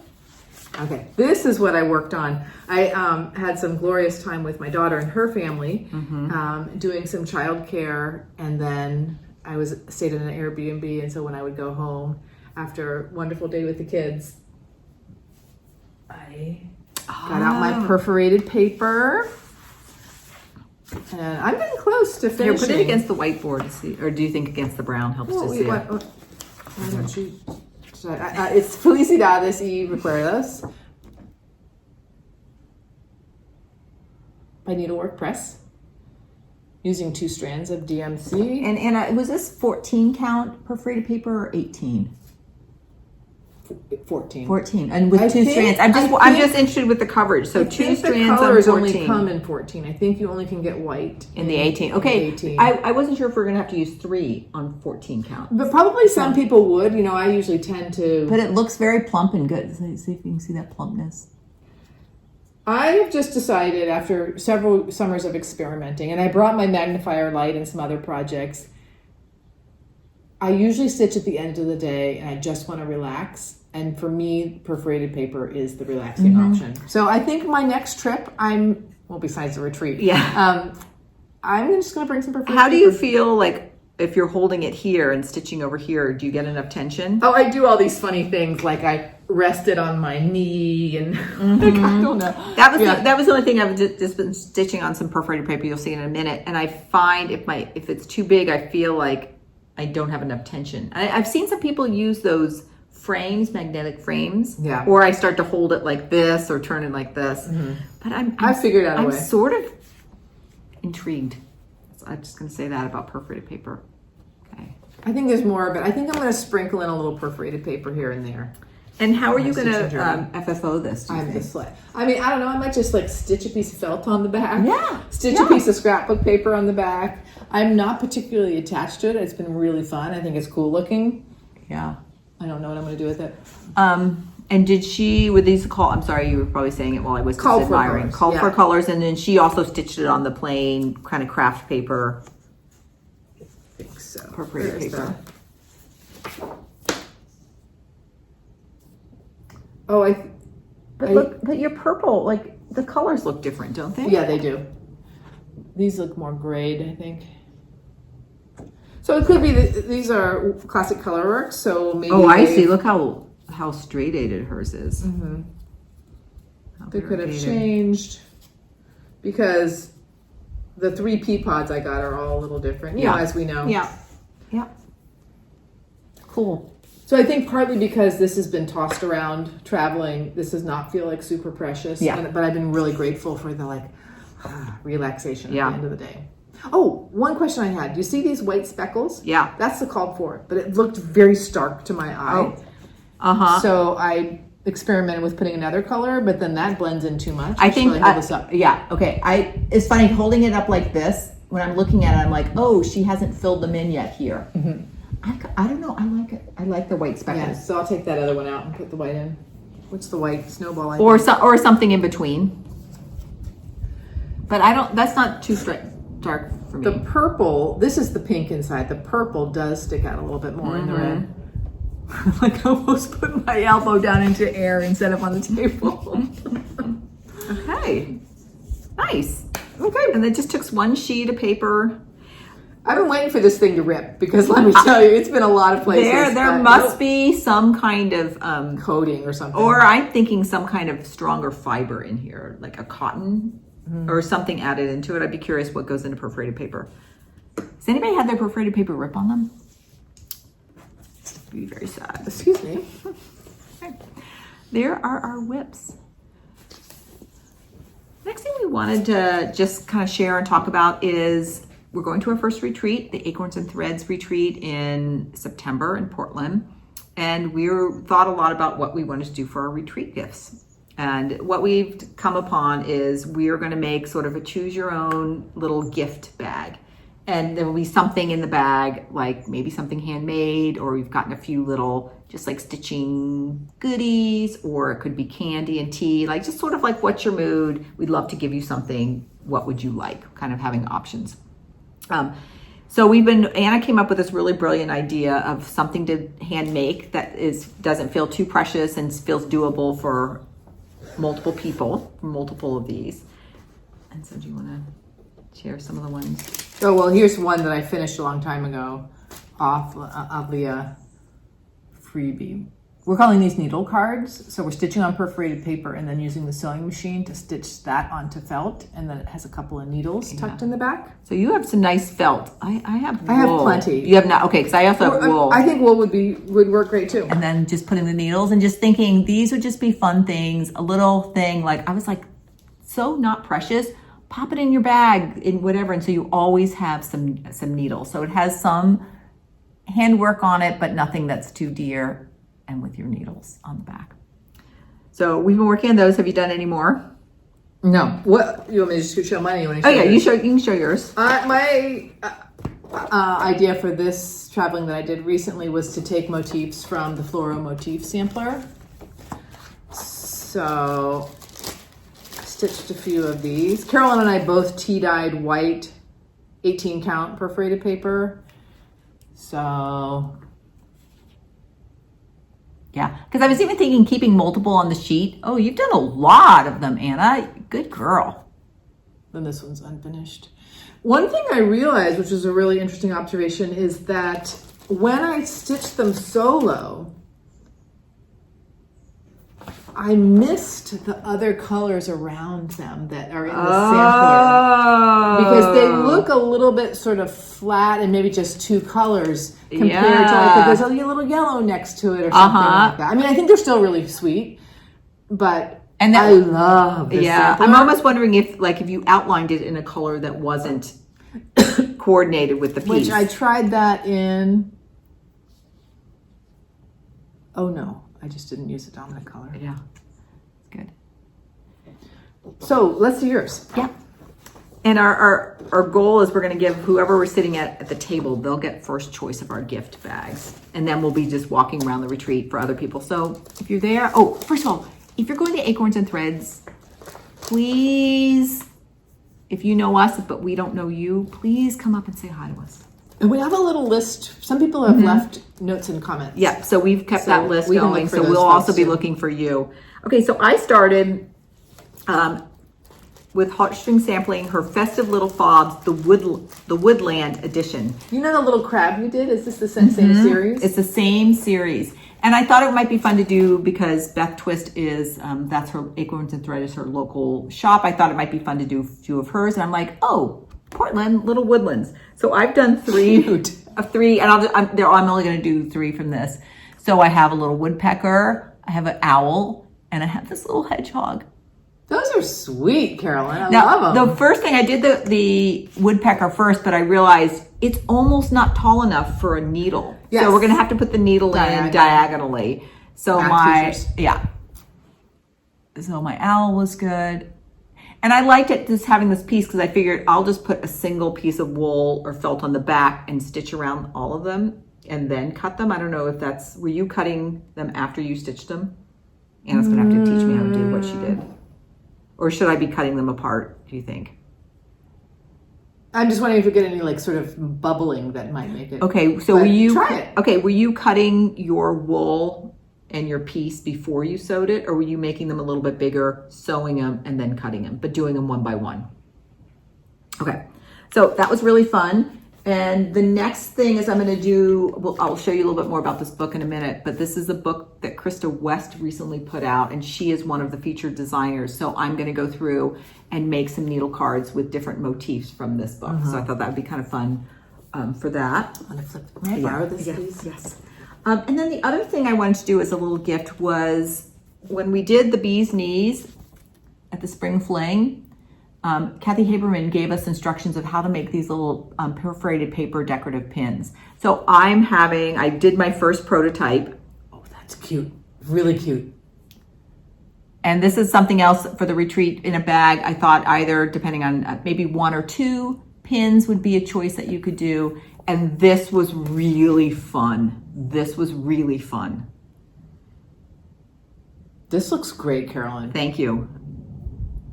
All right, I might try some of those too. And they're very easy to put together. What is the pin in there? It Like is- a big old hunkin' quilting pin? It's a quilting pin. You know the kind that have the colored circles? They're Japanese. And in fact, you can feel it. It's pretty substantial. It takes up almost the whole thing. So I feel like with the adhesive, it's really strong. And then you could probably use your felt. I didn't have any felt. I just put wool on the back, so it's a little bit heavier. And Kathy recommends a pair of scissors. I got them at Lindy Stitches they're tiny and they have serrated points, so you can really get in and cut around the circles with a lot of details. Yeah, because that looks really crisp and good. Yeah, that's what I was hoping for. And this I just stitched on the white 18 count, and I think it looked good with the fresh white. So that will be another little thing. Okay, so those are sort of our ideas for our hand. At first I thought maybe I would try to make some little pillows or anything, but I'm like, I think the perforated paper is the perfect handmade gift without being too time consuming. Like I don't know about for you, but it takes me about an hour and a half to do one of these pieces, which feels like that feels like a nice amount, like it's thoughtful, but it's not too time consuming. It was also just great vacation stitching. Yeah. Come on, look how cute those are. They really are. And then same thing, I'm just taking my floss rings I have, and just as I'm going through these, just picking colors that I want. Okay. All right, we want to do a little wrap up of our sampler color exploration that we've been thinking about for a couple of months. And Carolyn and I both have our pieces fully finished. But before we show those, we wanted to highlight 3 finishes of people who participated. And in a nutshell, what we did was we picked a pattern, we made a black and white copy of the pattern so that you wouldn't know what colors each part of the pattern had been stitched in by the designer.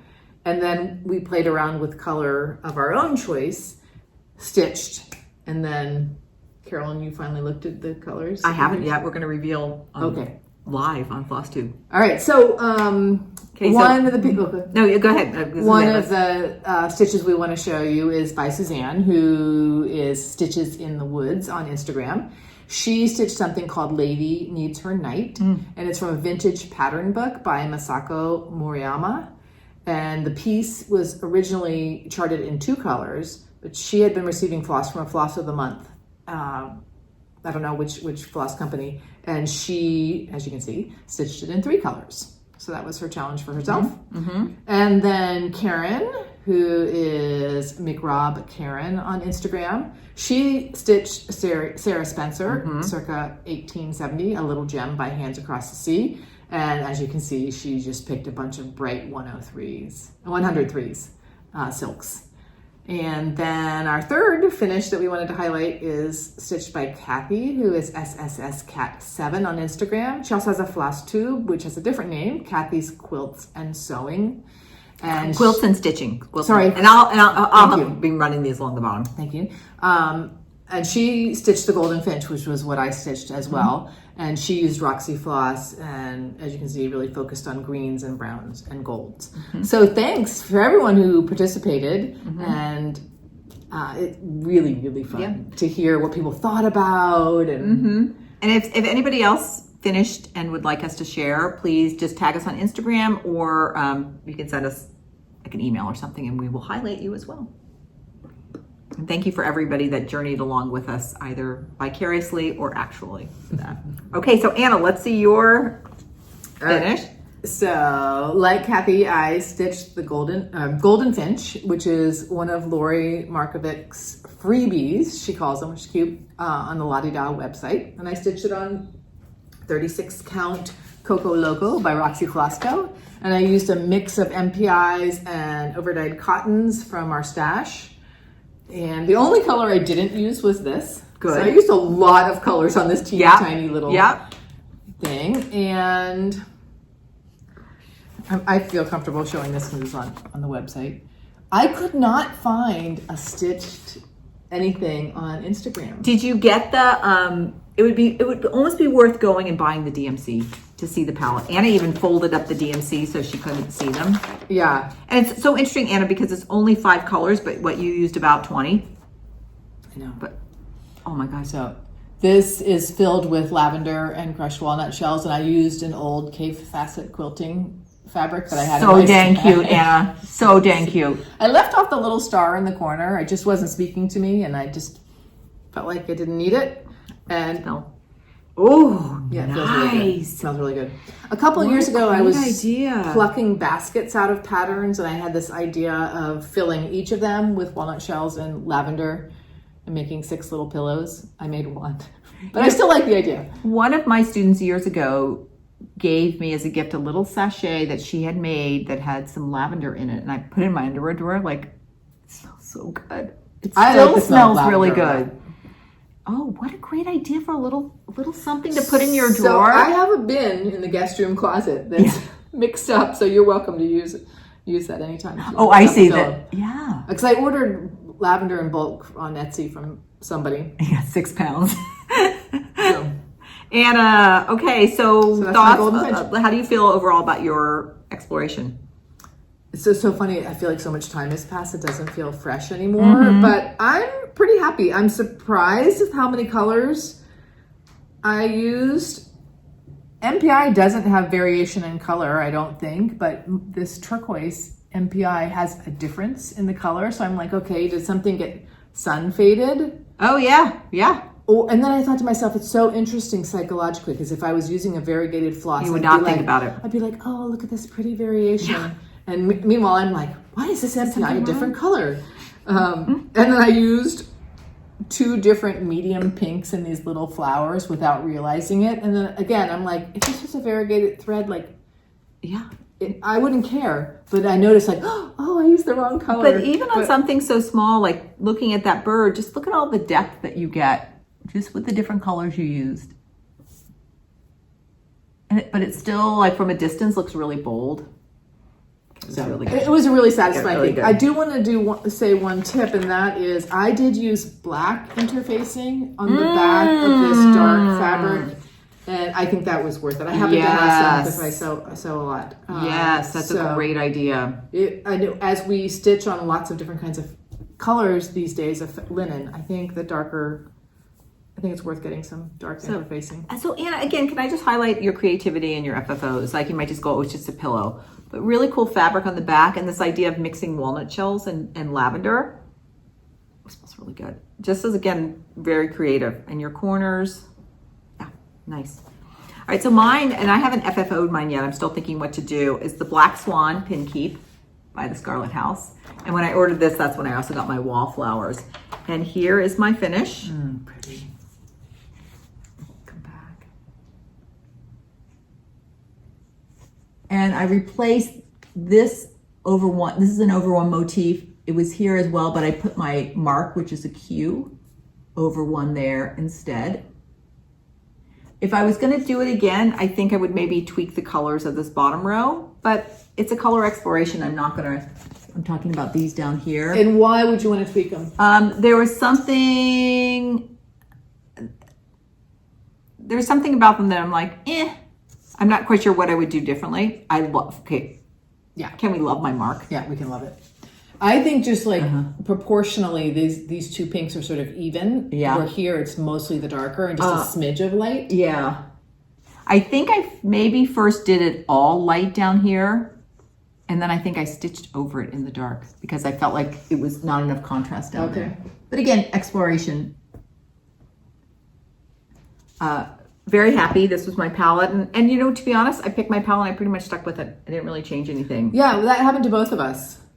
Okay.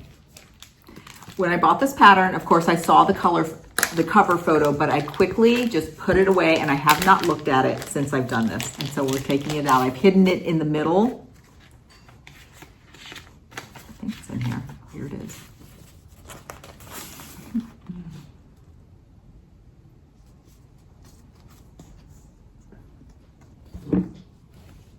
It's not that different. She had red and green. I had pinks and greens. Where her black was. Your bird is purple. Okay, and then I'm like, boy, did I remember more from the photo? I was expecting it to be very different. Yeah. The turquoise outlining is different. Yeah, and I like that a lot. She has a light blue. All right, so I'd say I'm just a little bit brighter and not as prim colors. And interesting for this, she used white at the top. Yeah. Okay, that was a little. And did you know that? Oh, it is called Black Swan. Yeah. Did you know? I was about to say. Did you know the swan was black? I knew it was black. That's why I went. So I did get. Okay. Now, is this white? You know how you're talking about white that has color? That's not white. It's a light blue. Yeah. So that's another example. So these were the two blues I had, the turquoise and then this very pale. But you're right, it reads a little bit white. And I also put that inside the border motif, which wasn't.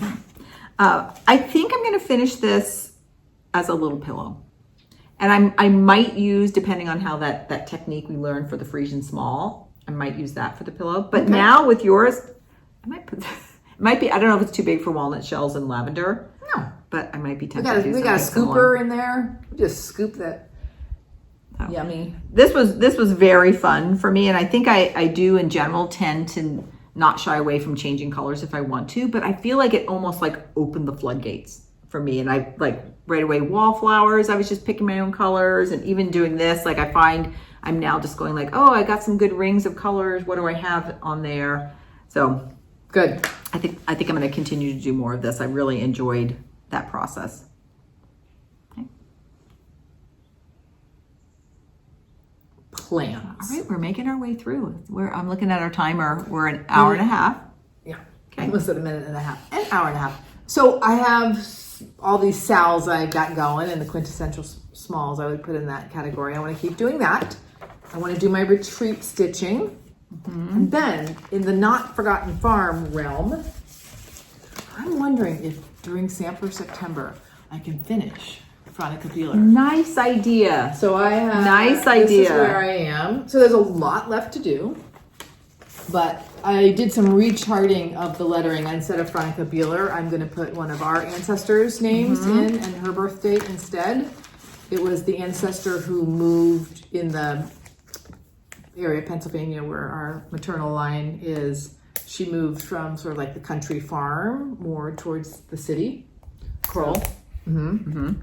So that is the name I'm going to put in. And then I need to stitch Merry Harvest. It has been one of my favorite Forgotten Farm patterns for a long, long time. Maybe I'll even bring this to the retreat. Oh, Isn't this sweet? What a great fall stitch. Yeah, I think that would be a good retreat stitch. So I'm popping that into my plans as well for my next Not Forgotten Farm. Then you know what, I have to get a little more, get some Christmas stitching in. It just made me think, I got to get on it with the retreat too, because I need to order myself like a portable light, right? Because I'm going to need that at a table. Okay, we have to do that offline. We're like 3 weeks away. Yeah, it's sneaking up. Exciting. Okay. All right, Carolyn, your plans? I'm going to just keep working on our retreat gift. So stitching on the perforated paper I've really enjoyed, and I have some ideas. I want to start my August Frisian Small. And we all got the same linen, but I picked the Great Lakes, which is a blue, which is going to be my color. And I'm gonna maybe even start this today. Was Great Lakes and Weeds and Wildflowers? I'm looking at it over there. It might have been the blue. It's a really pretty, I like it too. like dusty navy. I think it's gonna look really nice on that. So I want to get that started. Okay. I want to start a small that's a mashup of the Artsy Housewife. There's something, what would you, it was like all the things. What was the sampler? You have it, and you have it, and I have your pattern right now. Oh, it's like Pretty Things? Pretty Things. It's like her, as she says, it's the most traditional sampler. But there's a great, it's like tulips in a watering can is the motif I want to use. So I want to do that and then take a border from this book and add it to that. So if it's done on time, and I'm going to just no pressure, no rush, no stress. If it's done on time, it's going to be in the Smalls Exchange. Great. If not, I'm just going to keep it as a souvenir of that retreat. So I thought it'd be really fun to do something that mashes those up. Yep. For that. And then I'm going to work on Flora, just ripping out a little bit. I'm not going to put it away. I'm going to keep going on that. I have to get over that hurdle for that. Those are my plans. I'm not worried about it. I think I'm going to start the, I think I might start. I'm going to start one tonight. Right now it's Sunday. Did we say it was Sunday? It's Sunday. Okay, y'all, you know the beautiful thing of being retired from classroom teaching, and I'm still working at the school. I'm working in the tech department, like a part-time. I didn't have to do anything this weekend. I would have been like getting ready for Monday, planning. So my job is only going to be done like when I'm at work. And I can't tell you. That is a novel experience for a teacher. Yeah, I can't tell you the reduce of cognitive load over the weekend. It wasn't like, when am I going to do my work? Should I be doing my work now instead of having fun? Like, zip.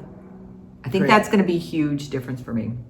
Good. Okay. All right, we're getting there, everybody. We're going to talk a little bit about shared supplies. All right, Anna, what were some shared supplies that you got? So the Frisian Small box from Evertote was a big happy splurge. When I was in Oregon, as I said, I like to buy quarter yards of fabric. This fabric caught my eye. I like the scale of those crows because I actually think on like a teeny tiny pillow back, having those big birds on the back would be like a little surprising. What fabric store did you go to in Portland? The one in Ashland on the main street, the quilting store. Oh, that it wasn't in Portland. Okay, it was in Portland. It was in Oregon, so Ashland. Yeah.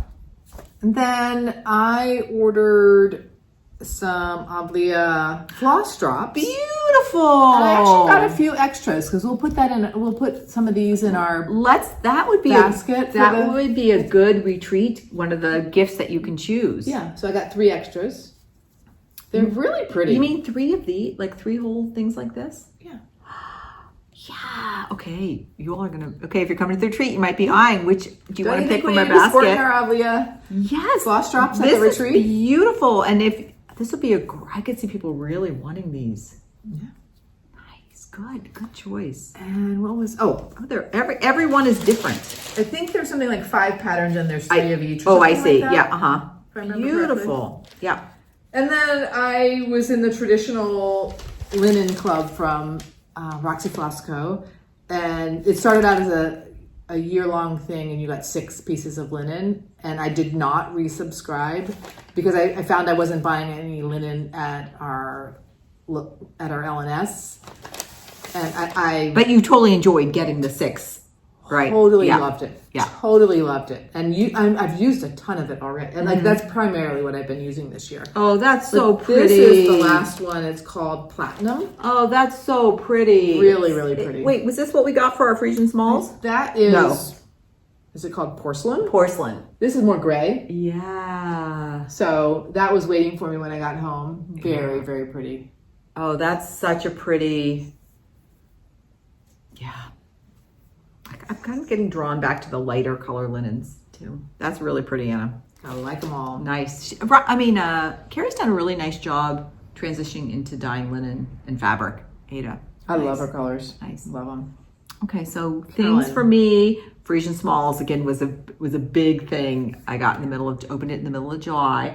I had also ordered a couple of Roxy Floss. I think we talked about it, but I wasn't able to show them. So this is Dusk. Wait, is that blue or gray? It's a blue gray. It's really, really pretty. It is pretty. Really pretty. So seeing what's going to go on that. Isn't that pretty? You could use, I think it's Do a fall small on that. it could be very atmospheric. It's not too far. It's a little grayer. That was my first thought. Like, that's similar to your thread. Yeah. Oh, I think I'm going to do, I am totally, Anna, can you just go? I'm going to start something. And then the other one is I got their very classic Speculoos. Everybody's talking about this one or stitches on this one. Everybody's talking about it. I had to give it a go. It's pinned up here, so. Yeah, great.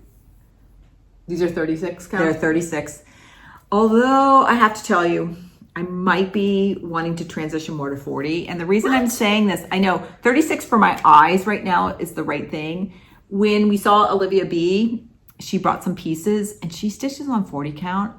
And we're both stitching the Houses of Hawk Run Hollow. And so it was a good comparison. Hers just felt crisper than mine. And I think because it's on 40 count, I think more fabric is showing through for mine. I mean, I'm still loving mine. I'm loving 36, but I'm like, I need to work a little bit more on 40 and see if my eyes would get accustomed to it. I have done a few things on 40. I find it much harder to use the sewing method on 40 compared to 36. So check that out too. Okay, so those are the 2 linens. Then the other thing is when I was at Acorns and Threads, I got just some patterns. I got some other things, but one thing I got was this October House faded flag, this pattern.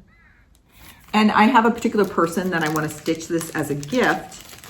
And I then just went over and I wanted to pick my own color. So I just went to their classic color work wall and I picked 3 reds, a white and a blue. I wanted the colors to just be a little bit more stronger. Because I didn't realize at first the variation in those reds, it's different colors. It's not just a variegated right. thing. So it was fun picking 3 reds that I liked. I have to go look at our stash and pick a fabric for that. But that's just somebody I would really like to stitch something for them, and this felt like a good thing. So that's ready to go. And then just thinking about how much fun I'm having with the little smalls or different things, I picked a couple of ones. This is a hands-on design. It's called Beach Please. And you can either put these little things together or she has them in a shadow box as little. But what I'm gonna do is I thought, first of all, I might stitch some of those on perforated paper and maybe see something square. What would that look like as a pin for that? Because they're quite small. Or I'm also thinking about the perforated paper, like, with the Fractors designs, they would be like the award of merit. And it was like things that were drawn or painted. I'm like, what if you just stitched a little something and send it to somebody in the mail, just being like one of the grand girls just being like, oh, this crab, I'm thinking about the beach. Like, again, things that are small. I remember how crabby you were after your nap. You were so crabby that day. Where are my little... Anyway, the perforated papers, they're so small, they're not precious. They're just like, hey, I'm thinking of you and sending it to people. Nice. So, thought of that. Okay. So not me, but so excited for this. This is Hands-On Designs. It's a year of celebrations, and it's season 2. It's her second one doing this. And there's one little thing for each month. I like the trios that she has in a lot of those. Yeah. And I looked at the 2 and I'm like, I'm just going to go for this. Now, I don't know if I'm going to wait and start in January. I even like the way it's finished with the rickrack tile. Yeah, and I'm going to think of some way to finish it that I really can change them out. Like, do I start in January and just go, I'm going to do one a month? Or do I start like in October, like stitch Januaries in October so that it's done in January? Like, do I want to have it done for each month next year? Do I want to give myself that challenge? Mm-hmm. And I don't think I'm going to use, well, do I use the same fabrics or do I also, okay. This idea of sort of this installment, it's just been calling to me. The other thing that's always been calling to me is doing a advent calendar in stitching. Yeah. And all of a sudden I'm like, the perforated paper would be perfect because you could make each little thing in perforated paper and make them as magnets. Or Velcro or something. Or something, and then have the thing and you attach it. And, and again, that perforated paper, speaking of perforated paper, they had a lot of the 14 counts in the different colors. So I picked up the black. I like it. Just to see what that was like. So acorns and threads or just any good. Where is the perforated paper in the store? Okay. I did not find it. If you walk in the front door, over on the right against the wall is the MPI. Boom. It's right there, right angle to that. Okay.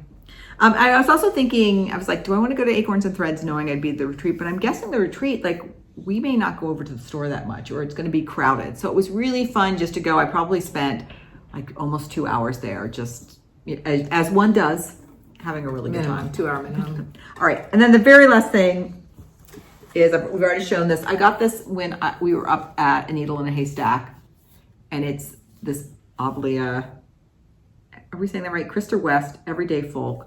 This book, everybody, if you're at all interested, is amazing. It starts off with some just beautiful like history and introduction. Then she gives you a series of projects. But let's just see some of the projects though. Like here's a beautiful in the inside of a drawer. And her idea that it's kind of a drawer. Lining a drawer. Love it. And just as like making things that you use, which very much speaks to me.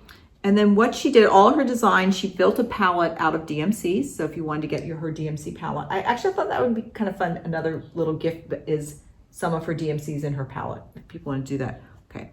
But then in the back, it's like, how do you design your own? So she gives you a library. She first talks about designing, but she gives you a library of all different charts, whether it's overall, different borders. All right, so this tells us something about her. Oh my gosh. She's encouraging people to design their own. So I love that she gives you projects so you can see it, but then she gives you all the tools, like all these different little borders. I mean, it is history, patterns, and reference in a beautiful, beautiful book. So I might even take this up and see if she will sign it. Oh yeah. I mean, I'm hoping that she has like a little pop-up shop that has her book and some of her kits and things. So I cannot wait to see what the project she picks for us is. So that's what, like thinking about doing my little small where I take a motif from one of Gigi's pieces, and then she has all the tools in here to pick a border or something to go around it. Yeah. So just a beautiful, beautiful book. I wish I could remember the name of the podcast, but there's a fabulous podcast interview with Krista West. It's been fun to sort of get to know the designers a little bit before we go up there. And She's fascinating. I know you sent it to me, so I'll scroll it down here, or if I can, I'll put it in the description, but I'll also scroll it here. Because reading her introduction, just how she got into I love hearing people's stories of how did they get into what they're doing, and really, really, really interesting. Okay. Anybody still there? We're at our thumbs up. My first thumbs up is spending time with 4 generations. I probably say this every August because we have our big family vacation where we're all, or almost all of us together, and it's wonderful having lots of time with my parents who are deep into their 80s, and having these new infants join us. Just incredible. My second thing on my list is biscuits. In Virginia, there's just a few favorite places I go for like a biscuit breakfast sandwich. I'm salivating, Anna. Salivating. So good. Like when I first arrive, I have them like every other morning. I can't get enough of them. Do you have a picture of one? If you do, no. Oh, okay. That's all imagine. Then my third thumbs up is I have noticed, and I'm attracted to things that are collaged in general. I'm noticing people layering things on needlework. Like Kathy of Hands On Design, she had something where it might have been on perforated paper. They were like sort of popped up. Each of them was popped up on a piece of, what do you call that? It's like styrofoam, that board kind of stuff. I noticed that Macy of, what's her design company? Anyway, she's coming out with cross-stitch design that's cross-stitched on linen and then has a few pieces of perforated paper stitched onto the linen. So this is what I mean by layers. So interesting. It's the collaging. Or Anna, think about what you were doing with the finishing of your buttons. Right. Like, so yeah. When we think about like, what am I as a maker in 2025 gonna do with cross stitch? Like that's one of my ideas of what Anna is gonna do, is do some sort of layering. Yeah, thinking about So I'm sort of learning and watching right now. And I'm curious too, like, can you take something that's made in linen, how could you sort of turn it into a patch? Like, what are some techniques you could do to stop the fraying? And maybe it is, or not stop the fraying. Yeah, maybe or not stop the fraying for that. Cool, Anna. Yeah, so my brain is hard at work on that. Yeah, use those morning times, which your Friday mornings will be for. Right. All my 3 thumbs up are about reconnecting with family that I don't see regularly. And I feel like our family is really lucky, even though we may not see people for like maybe only once or twice a year, we seem to just right away pick up where we left off. Maybe that's just true for everybody in general. But my first thumbs up is to my nephew in Portland. I got to visit with him for about 2.5 weeks, and that just felt really great reconnecting with him and just playing. We're both big game players, played a lot of games, just was really great. So thumbs up to him. My next is my New York granddaughters. You know, of course, we don't get to see them as much, but we spent 3 intense weeks, intense in a good way. We had 2 weeks at the beach together and then 1 week at a family camp. And just day to day living with people, you just really get to reconnect and they can rebond with their Gramsy, which is great. And then lastly, let's just say they were requesting her a lot for and who they want to sit next to at dinner. I know, who they want to take them to the playground. The beauty when you're on vacation, every answer is yes, unless you've already committed to something else. But it was always yes. I think the very last morning we were there, they'd like saved me a place at breakfast. We all sit family style, and I'm like, oh, I'm sorry, I'm going to sit next to my mommy. Today is my last day, sit with my mommy. And then the last was, sometimes when you're a big family, you know, you're often doing things in big crowds, but it's always nice when you go off and you do things with smaller people. And it just happened that smaller groups of people. Smaller groups of people. It just so happened at the family camp, there were several times where I was with my 2 granddaughters from New York, with my great niece from Philadelphia and her dad, who is my nephew-in-law. And I just had so much fun spending time with them. And I had not spent much time with her at all. She just turned 4. And he's just a great guy. And so I just enjoyed those little small groupings so much. So just thumbs up to that. Very nice time. Yeah. I thought of Macy's company, Quaint Rose. Oh, yes. Because she has that sample you're working on where she'd stitched 2 together and then she had linen patches that she was putting on. Yeah, so she's been at this for a while. And I'm definitely attracted to this layering. Yeah. Okay. So this is something that Cam of Cam the Stitcher does that I love. She goes, if you're still here, put in a blah emoji. You know, so it might be something. So, hey, if you're still here, what kind of emoji should it be? Put in the upside down smiley face. What's the upside down smiley face? Like it's a smiley face that's okay. What were you gonna say? I was gonna do the champagne cheers. Okay, great. Okay, if you're still here, put in the champagne cheers, okay? And thank you. So, That felt really good, Anna. I'm so glad. And we're back. Summertime is always just, for everybody, just not a regular time, but we're going to be back on our 2 weeks. Don't you think? Yes. I don't anticipate us. It was the longest we've ever gone between videos, and I did not like the feeling. So let's get back to our regular. We'll be back to it. We're back in. Yeah. I know. Because I'm like, wait, who are you? We didn't actually even see each other that much this summer. So it's strange. Which was really strange. Yeah. Until next time. Happy crafting. And stay curious. Bye, everybody. Bye.